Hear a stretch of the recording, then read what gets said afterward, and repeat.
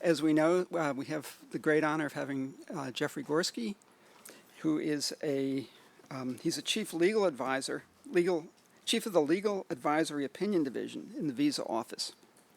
He has a BA in English and a JD from George Washington University. He entered the State Department in 1980 as a Foreign Service officer and worked in Medellin and Bogota initially. He served as vice consul in Bilbao, Spain from 1982 to 1984. He was an intelligence analyst for the Iberian Peninsula in INR from 85 to 87, and he has worked for the Visa Office since 1988. It's my pleasure, Jeffrey Gorski. Thank you.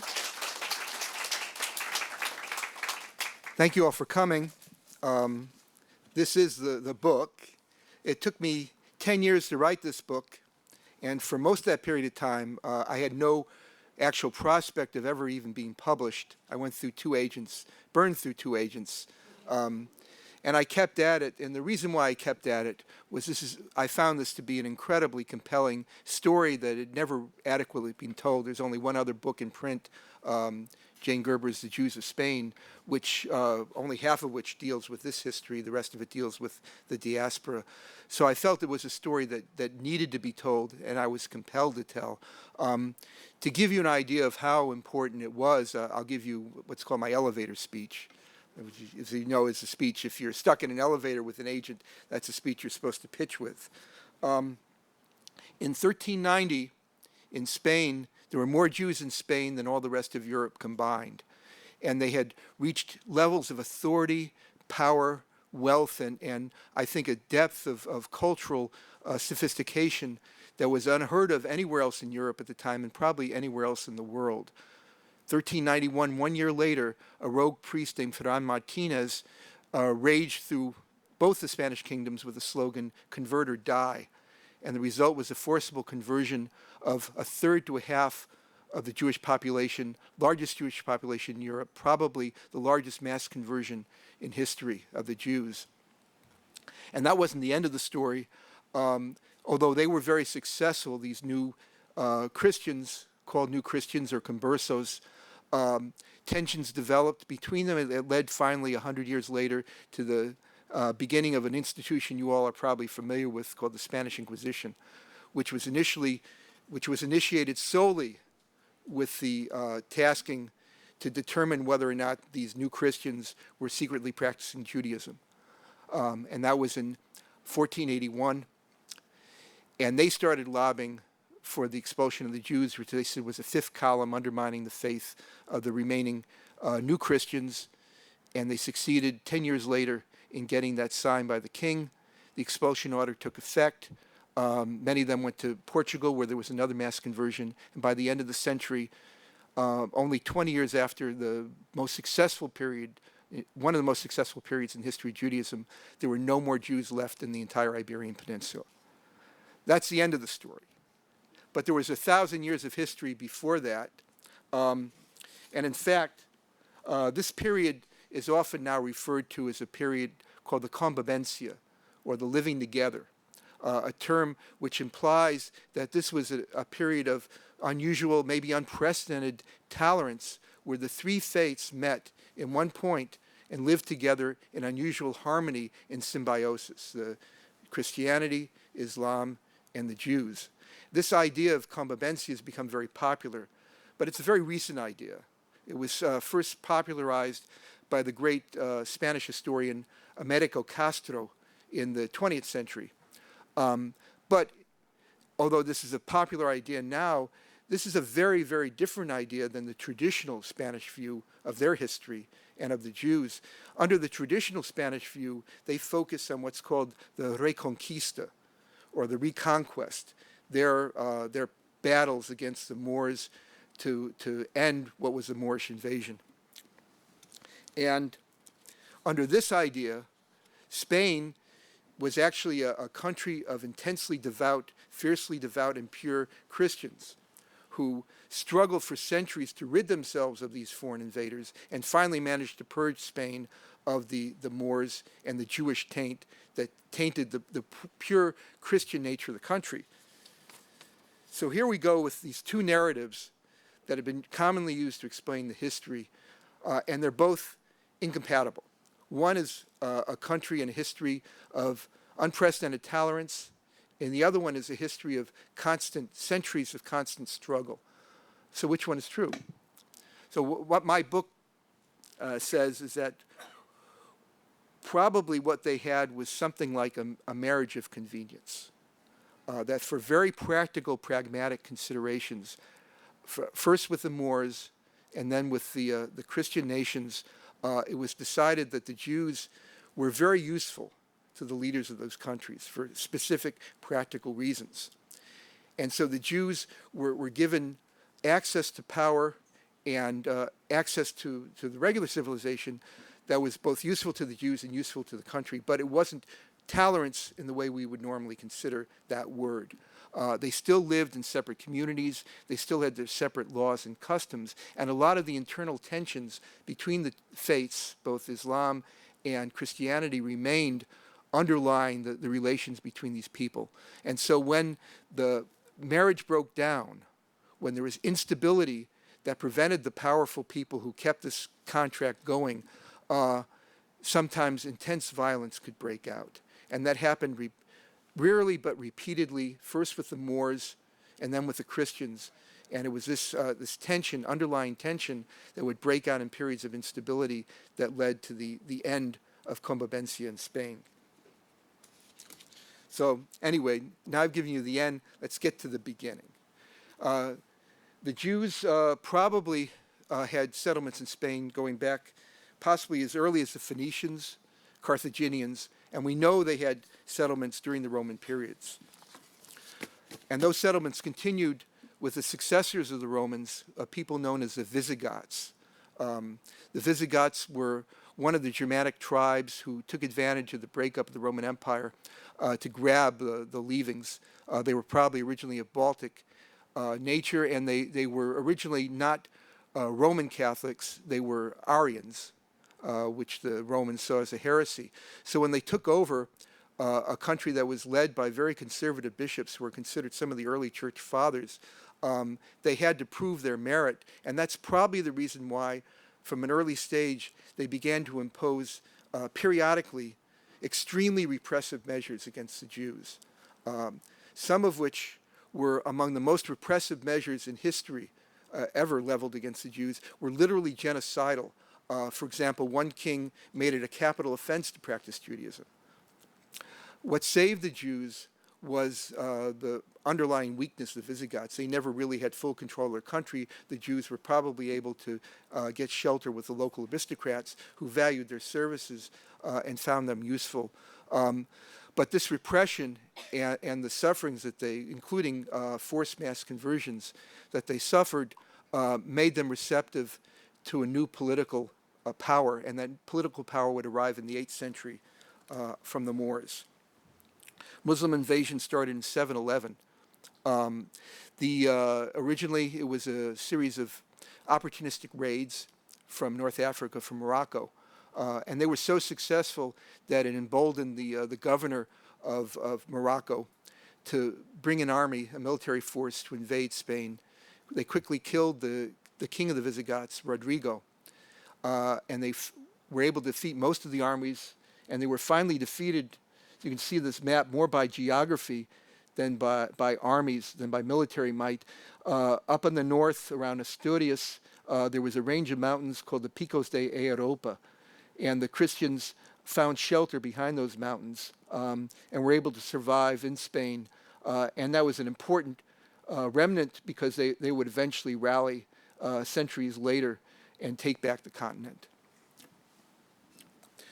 The Jews welcomed Islam, and Islam welcomed the Jews.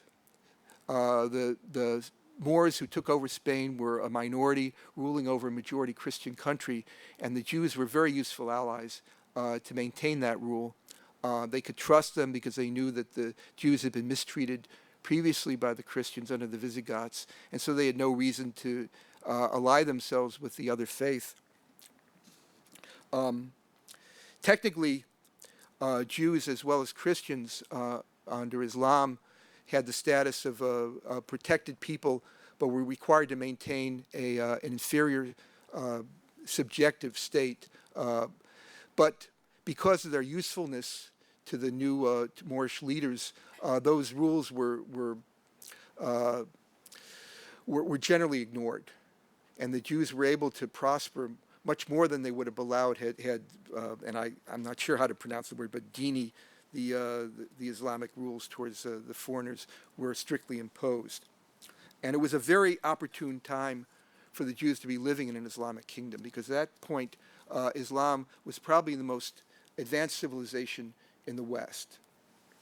They had conquered many of the centers of classical learning, such as Alexandria, and they were beginning to incorporate those classical texts into their own culture. Unlike the rest of Europe, Christian Europe, where many of those works were lost, developing great philosophers like Averroes, for example, who some of you may become familiar with because he's the main character in the new Salman Rushdie novel that just came out. They were making advances in math. They had adopted the zero from the Indians, and they were making their own advances, which we can see today in the common use of Arab words in mathematical terminology, like algebra and algorithms, all come from Islamic mathematicians. And advances in science. They developed the astrolabe, which became essential in navigation. They took over the production, learned how paper production from the Chinese, which led to the introduction of cheap paper and made it much more easier for them to disseminate books. So, for example, when the caliphate was established, one of the caliphs bragged that he had a library of over 100,000 books at a time when the greatest library in Europe, in St. Gallens in Switzerland, bragged that they had 500 books. And Jews participated in all these advances, in science, in philosophy. Maimonides, who was a contemporary of Averroes, learned from the classical philosophers, the great Neoplatonists like Solomon ibn Gabriel. One of the things they particularly picked up on was medicine. Islam picked up on classical medical techniques from Galen. Probably the leading medical text in medieval Europe was by Avicenna, an Islamicist. And the Jews found this a very useful profession. For Jews, it was useful, first of all, that unlike in Christian Europe at the time during the Middle Ages, where illness was frequently identified with sin, and therefore was seen as something that you needed religion to deal with, the Jews generally viewed health as an object in itself and didn't see illness as something sinful. But there was another reason why it was useful, which was that there was a stigma at the time against earning a living off teaching religion. The idea is that you shouldn't make money off your religious learning and off worship of God. And so many of the great religious leaders, including Maimonides and later a guy named Nachmanides, made their living as physicians. And this was also a very useful profession because it gave them entrance to the highest levels of society in a very close personal way. And this custom lasted through Christian Europe, where they had a near monopoly on the profession, so that even at the end, during the time of the expulsion, King Fernando had always used a Jewish physician in his court up to the time when he finally kicked all the Jews out. Another cultural practice they picked up from the Arabs that was very important was music and poetry. Although Islam itself looked askance at music and poetry, there was a pre-Islamic tradition that was very important, Arab tradition of writing poetry and accompanying music that they would use in ceremonies, court ceremonies, sitting in the courtyard by the garden, drinking wine as a sake. A young male boy brought the wine over and some of you are familiar with this poetry from Omar Khayyam. And the Jews emulated this as well, and some of the greatest Jewish poets, Hebrew poets, came out of this tradition. People like Solomon ibn Gabriel, Samuel ibn Nagrela, Moses ben Ezra. Judah Halevi was probably the greatest poet of all, and Abraham ben Ezra, the last, inspired Robert Browning to write the poem Rabbi Ben Ezra, which you might know because it starts, grow old along with me, the best is yet to be, the last of life for which the first is made. Shows you I was an English major.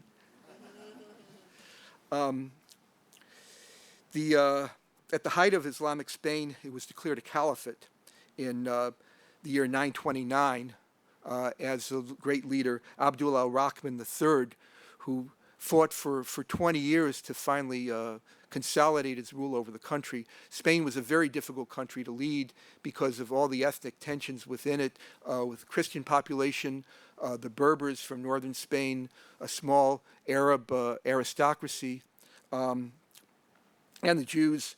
But he brought it together as a caliphate. But that didn't last very long. Because of these internal tensions, Spain soon fell apart in civil war as these different ethnic groups fought each other and broke into small states called party states or taifas. This initially opened up opportunities for the Jews.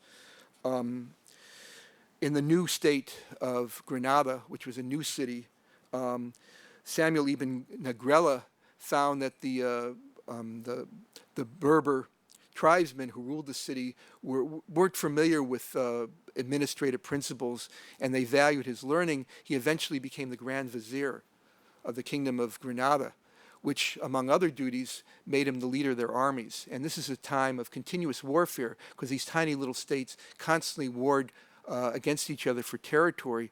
So he was one of the first Jewish military leaders of his time. He was also the first great poet, and he wrote poetry about warfare, which was unique until modern times among the Jewish poets.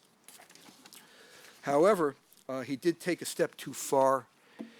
He made sure that his son inherited the Grand Vizier position, and that proved to be too much of an insult to some of the Islamic Arabs left in the city, that they would have to be subservient to the Jews, and they began to object, and finally rioting broke out in the city, and a massacre of the Jews in 1066, the worst act of violence against the Jews in Islamic Spain, and resulted in the death of a third to a half of the Jewish population. Eventually, the weakness of these states would lead them open to invasion from North Africa by two fundamentalist Islamic tribes, first the Almoravids and then the Almohads. And the strict fundamentalist Muslim practices they imposed led to the expulsion of all the Jews within Muslim Spain. As I indicated, the greatest Jewish philosopher of them all, Moses Maimonides. I had skipped this. This is the Grand Mosque in Cordoba, and I wanted to show this because it's a good example of the idea of convivencia. The marble that you see was originally from a Roman temple. This is Roman marble. It was then taken apart and used to make a cathedral under the early Christian rulers, the Visigoths. That in turn was deconstructed and then made into this mosque. And finally, in I think the 16th century, center of the mosque was turned back into a cathedral. So you have all the three faiths mixing and using the same material and developing out of their own and learning from each other and living together. But this is a statue not taken from life, but this is a statue of Maimonides in his native city of Cordoba. But fortunately, even though the Jews had to flee Muslim Spain, again, it was a good, propitious time for this to happen because Reconquista was raging forward at full speed. The Christians had already reconquered much of what previously been under the Moorish conquest, including eventually the cities of Cordoba and Seville. And they were beginning to learn the value of the Jews and started to welcome them into their kingdoms. The Jews had administrative skills which were largely lacking in the Christian kingdoms, which had focused on militaristic objectives and feudal knighthood. They had practical skills. They became the proto-industrial base of Christian Spain, working as artisans, what we would now consider blue-collar occupations. They were the tailors, dyers, shoemakers, bakers, smiths of iron, silver, and gold. And as I said, they had a near monopoly as physicians. More controversially, they engaged in money lending, and they engaged in a new occupation called tax farming. And what this was they had capital, and they would lend this to the king and occasionally to aristocrats who had charge over tax collections. And then the Jews themselves would do the tax collecting on their behalf. So they would give the money advance, and then they would keep whatever they collected. And this proved very lucrative for some of the Jews, but it was a dangerous occupation. First of all, being a tax collector isn't the most popular occupation you can take upon yourself. And so the Jews were often blamed for onerous taxes, even though the taxes weren't imposed by the Jews. They were imposed by the Christian leaders. And it was doubly ironic because the Jews often paid more than their share of taxes anyway. So they were both imposed with the greatest share of their taxes and blamed for the taxes by the rest of the population.